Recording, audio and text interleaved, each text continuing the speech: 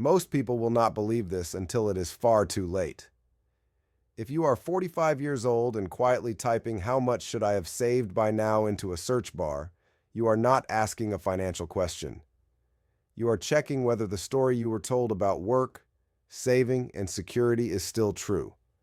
That search is not about curiosity. It is about fear.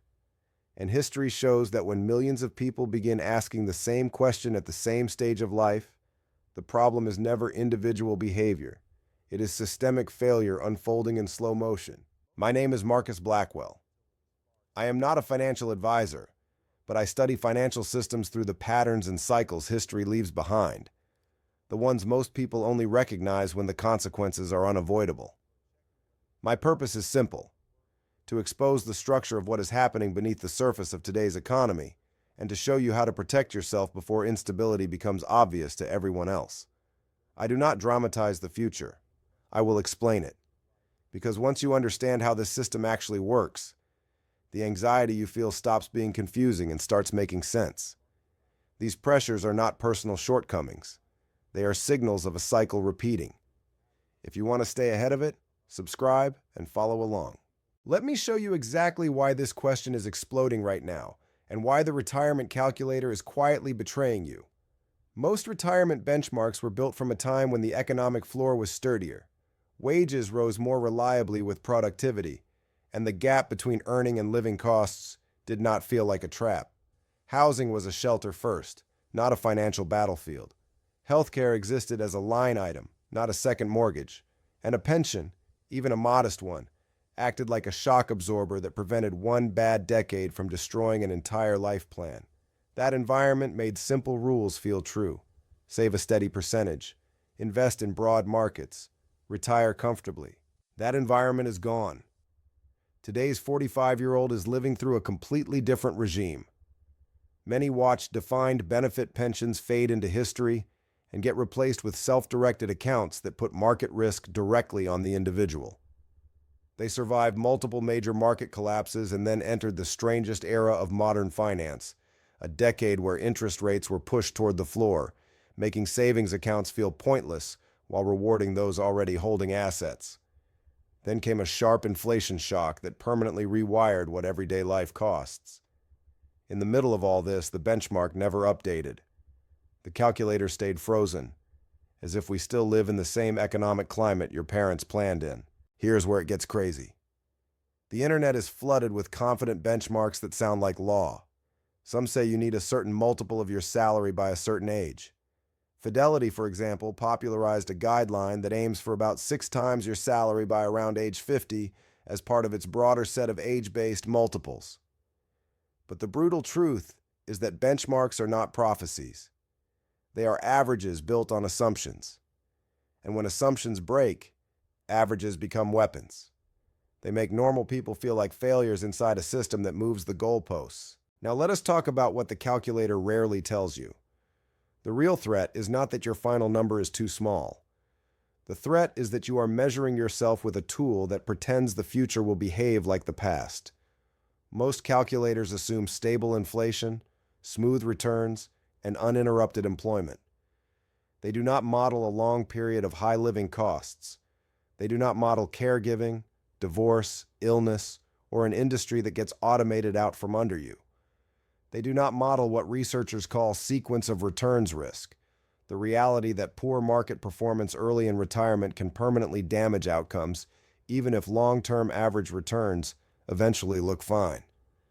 This is why 2 people can retire with the same portfolio and get radically different outcomes depending on what the market does in the first few years. This is the part nobody talks about, and I need you to stay with me.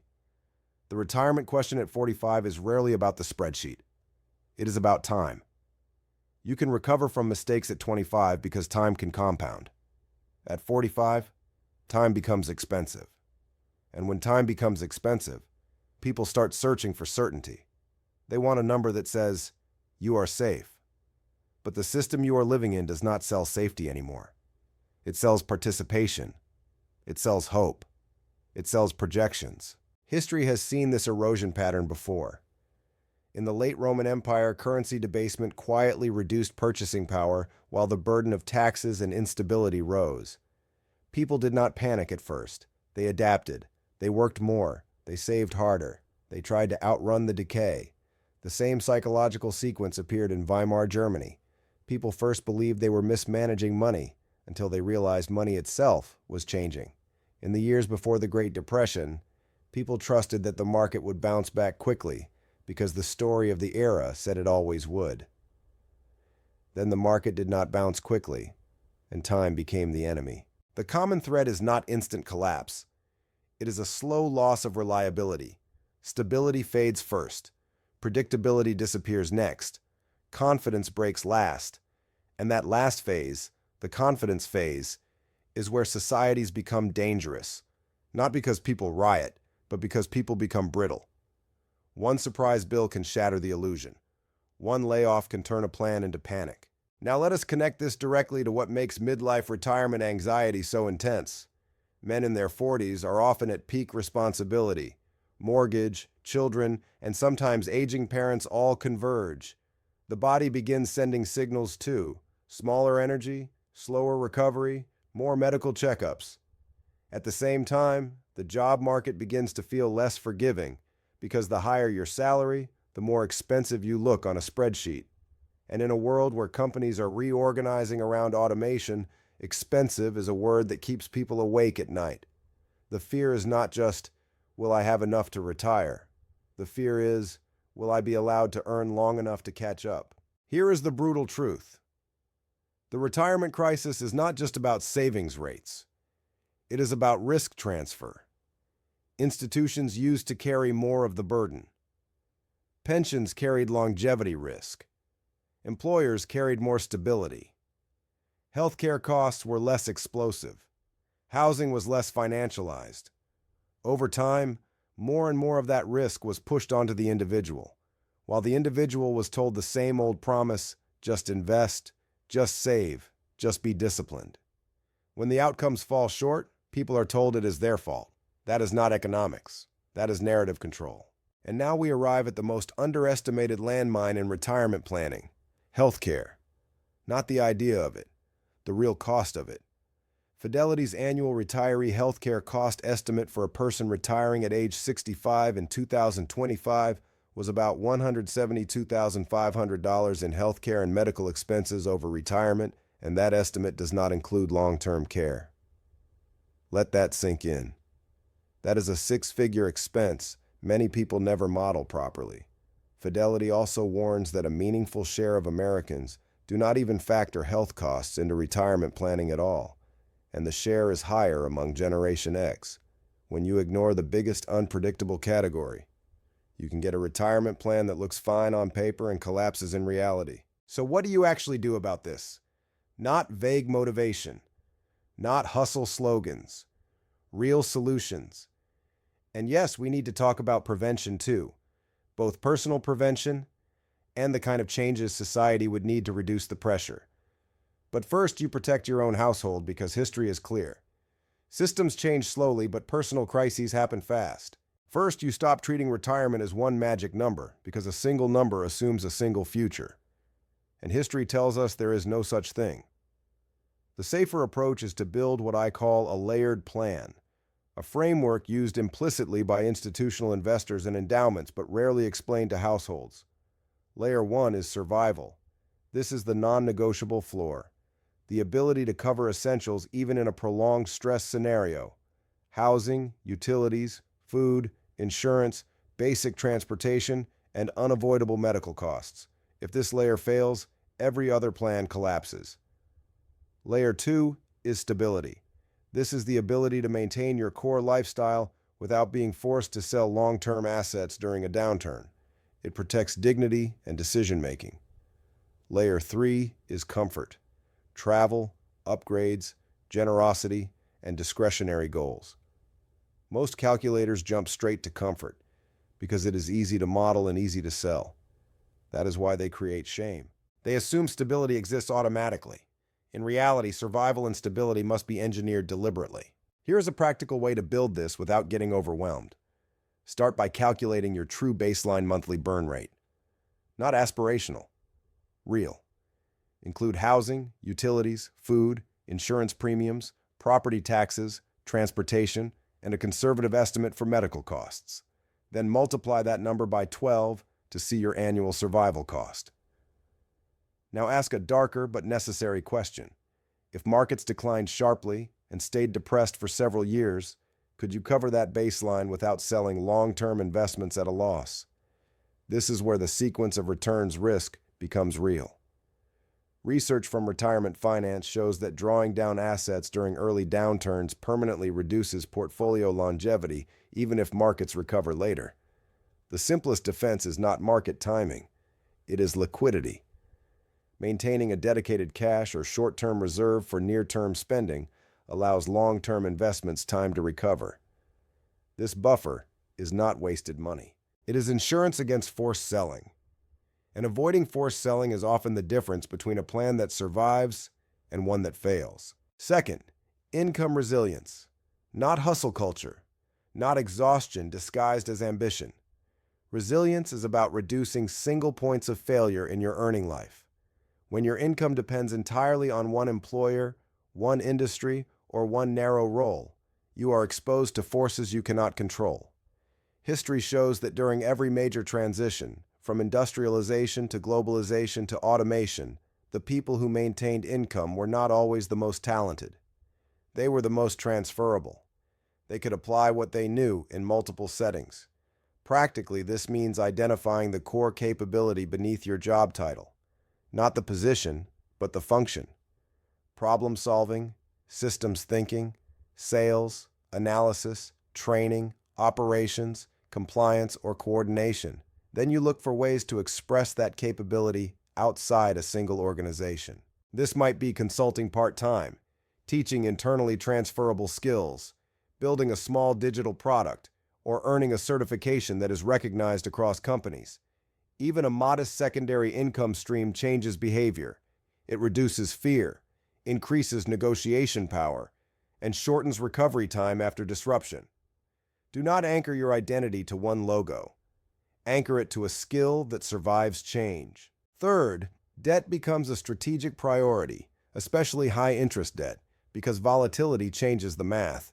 In a stable world, debt can be managed over time. In an unstable one, it becomes a constraint on every future decision. High-interest obligations are not just expensive, they lock in stress. Paying them down delivers a guaranteed return equal to the interest rate, something markets can never promise. More importantly, it reduces your fixed monthly burn rate. Burn rate is the silent driver of financial survival. The lower it is, the fewer income sources you need to stay solvent. That flexibility allows you to endure layoffs, ride out market downturns, and avoid selling long-term assets under pressure. Reducing debt is not conservative. It is a defensive strategy. Fourth, invest with realism, not nostalgia. You do not need to predict the future. You need to avoid being fragile in multiple futures. That means diversification across assets, not just one index fund and a prayer. It means understanding that your portfolio is not just a growth engine, it is a stability engine.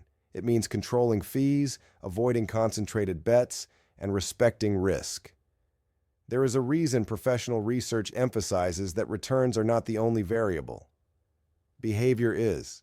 Your plan must be designed so you can stick with it during stress. Fifth, healthcare planning becomes a core pillar, not an afterthought. If you are eligible for a health savings account, understand it as a triple advantage tool in the United States. Tax benefits going in, growth potential, and tax advantages for qualified medical expenses.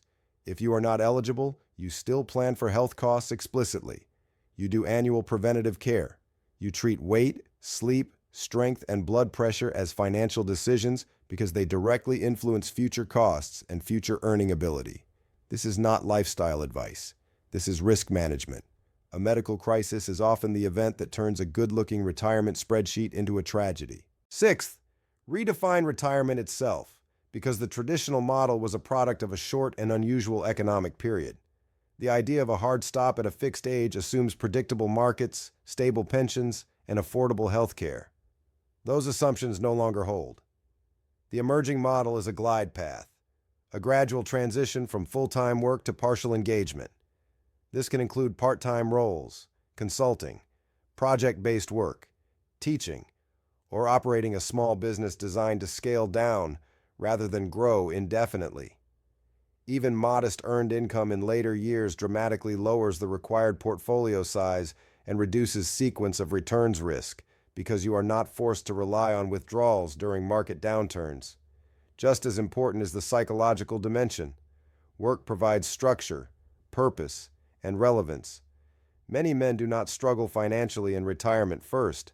They struggle emotionally. A phased transition preserves identity, maintains social connection, and protects mental health while easing financial pressure. Now, how do we prevent this at the societal level? This is where people get emotional because they want a villain. But systems usually fail because incentives misalign. The prevention levers are not magical. They are structural. When retirement risk is shifted entirely to individuals, outcomes become unequal and fragile.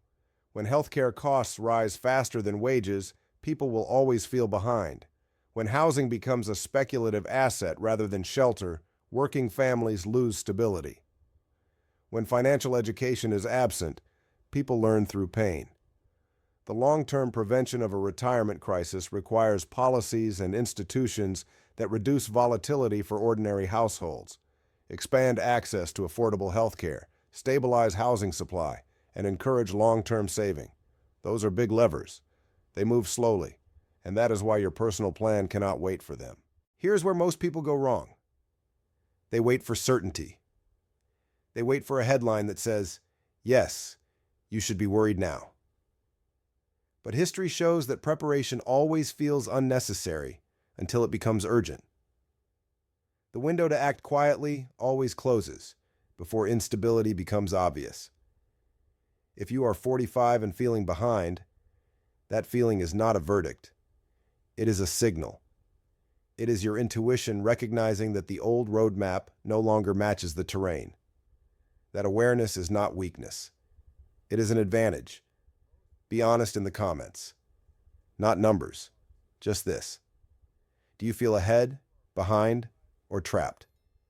And tell me the one move you are making this month to increase resilience, lowering debt, building a second income lane, increasing your cash buffer, improving your health, or tightening your investment plan. Because what I see over and over again is not laziness or failure. It is capable people navigating a system that changed faster than they were told. When you understand the past, the future stops being frightening. It becomes navigable. Every major transition feels chaotic while it is happening. But in hindsight, the warning signs are always obvious. Remember this: the wise do not panic early. They prepare early. They adjust quietly while others argue about whether anything is wrong. And history, without exception, makes room for those who recognize the cycle before it demands recognition from everyone else.